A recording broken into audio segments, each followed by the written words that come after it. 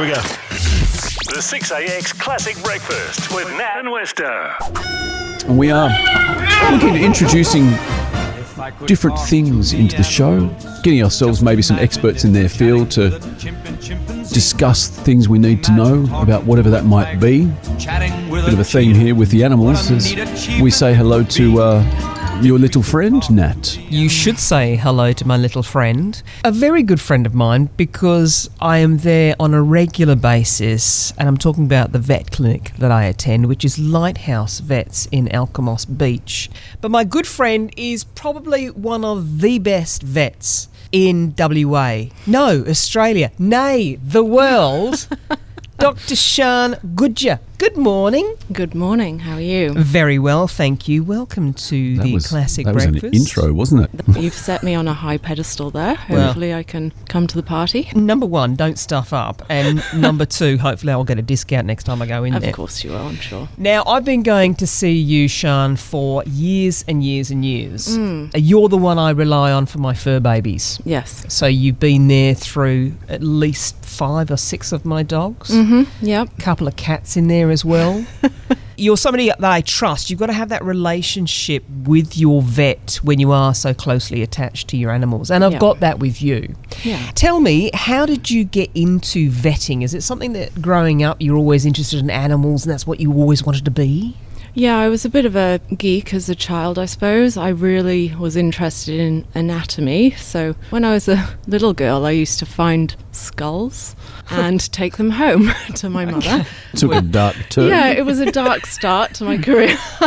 But fortunately, I went towards the good in the psychopath realm and ended up going into help living animals rather than just dissecting the dead ones. And there was no choice in my career. I really wanted to do it. It was my passion. I didn't have any plan B. So it was a lot of pressure at school. You have to try really, really hard and get very, very good grades, which I managed to drag myself through. You don't have to be particularly intelligent, but you do have to work very, very hard to get into vet school, and you have to be a really good communicator. Yes, I think that's important. The most important part of the job, I think. Well, I've been to vets before, and they're great with the animals, but they're no good with the owners. Yes. And you need to have that relationship. Yeah, we can't treat the animals unless we have the owner understanding what's going on and what needs to be done with medication and what the basic disease process is, so that we can help the animals, because they rely so heavily on us, don't they? And they can't tell us what's wrong. Yeah, exactly. So I'm picking up an accent. Where are you from, Sian? I'm from South Wales originally, so I went to university in London, where my Welsh accent was bullied out of me by the rugby boys. As soon as I graduated, I moved to Brisbane, so I practiced for 6 years. I did 3 years general practice and emergency, which was hectic, just threw me into the deep end. And then I did a residency at Brisbane Veterinary Specialist Centre, and then moved over here when I had babies, and then settled in Perth. So how long have you been in Perth? I've been in Perth for 11 years now. And how long have you been a practising veterinarian? Since 2008. Okay, that's 18 years. Yes. Yeah, I've lost count. Yep. Yeah, I had to take my shoes off for that. So Yeah. it's 18 Just as well it wasn't more, or you wouldn't have calculated it. No, I wouldn't have done. Well, I'm not a numbers person. Once it's over 20. Yeah, I've told you Trouble. before, I'm just here for the entertainment and the looks. It's a lot harder than people think. Like, how many years were you studying for? 6 years in university. One of the complaints about vets is, they're so expensive, which really irks me, because I used to be a vet nurse, and there's no money in that either. Unless you're owning clinics, you're not earning big bucks. That money's not going into your back pocket. No. We're doing it for the love, I think. It's a very, very rewarding job. Obviously, it'd be nice to earn a little bit more money, like the doctors out there, but we just love what we do, so it's a calling, I think, and a vocation rather than a money spinner. Otherwise I'd probably be working in mining. Yeah. Same here. Yeah. Do you cop a lot of abuse at your vets? We can do. I think we have to remember that people are very, very worried about their animals, and so people react differently under stress. So sometimes we can get people with a very, very short temper or taking their frustration out on us, and it's really difficult when finances come into it. If people can't afford to do some diagnostic testing or even afford the treatment, then we do feel a lot of pressure and guilt. But at the end of the day, we can always titrate a treatment plan and diagnostic plan to a patient and a person's finances. We just need to know ahead of time, what you've got available, and then we'll work with it. Yeah. It's a pretty full-on job, and this is quite morbid, but there are a lot of suicides attached to working in the vet industry. Yeah, unfortunately, I think lots of vets take it on board. If you can't fix an animal for whatever reason, or particularly if you've been accused of, say, malpractice or missing something, we're all trying our best, and we're all in a bit of a high stress vocation, and so sometimes I think people do really take it on board. So the key is to, like everyone, look after your own mental health and speak out if you're struggling, take some time off.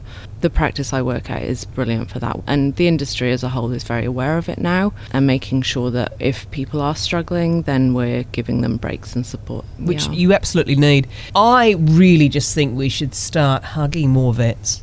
With their permission. Yeah, consent is paramount. It's pretty important. I don't wait for consent. I go through to Charlotte every time. That's why you spend so much time in HR. And even this morning I'm going, we can't hug because I've got a bug, I've got a cold or something. Yeah, it was a distance air kiss. It was. It isn't. I must say, one of the things I love about you've got matching scrubs, but you've got Crocs on, but they're fluffy Crocs. I mean, if we're talking Crocs, they're quite upmarket. They've got a bit of bling on there as well. We just dressing for comfort, are we? These are very special Crocs. They're from Japan. Right. I'm sensing they might be quite expensive too. Well, if you're going to wear Crocs, you've got a lot of variability. The main thing with our footwear in our industry is we are covered in a lot of different bodily fluids, as you can imagine. On a good day, it's saliva. Fantastic. Are there any issues that we should be aware of as pet owners in Perth at the moment? Yeah, last week we've seen a lot of gastroenteritis going around. It's an infectious cause, so I think if your animal does have soft runny poos, probably don't take them out and about and spread the infection. The bugs. Yeah, and seek veterinary care, obviously. It's not nice. No. What about parvo? I'm too scared to say this out loud, but haven't seen parvo for a while. I think the last outbreak we had in the northern suburbs was probably 2 or 3 years ago now. But vaccinate your animals, people. That helps us. It's completely and entirely preventable disease with vaccination. So if your animal's overdue, just take them in, get them boosted. It's as easy as that. And parasite control? Yeah, monthly parasite control, all of that is preventable too. So heartworm and intestinal wormers should be done monthly usually. But talk to your vet if you're not sure. Now, if you would like to consult with one of the best vets in the entire world, which of course would be Dr Sian Goodger, you can contact the Lighthouse Vets in Alkimos Beach. And Dr Sian, we're going to be catching up with you on a regular basis so that you can answer some of our listeners' pet questions. Are you up for the challenge? 100%. There's no pay attached. That's okay. But I'm used to that. I could probably find you some Sandalford wine. Excellent. Or cheese. I'd prefer cheese. Would you? Yeah. 3 kilos of Gloucestershire cheese. I'm going to roll it down a hill and at 112 kilometres an hour and you have to chase it, all right? Excellent.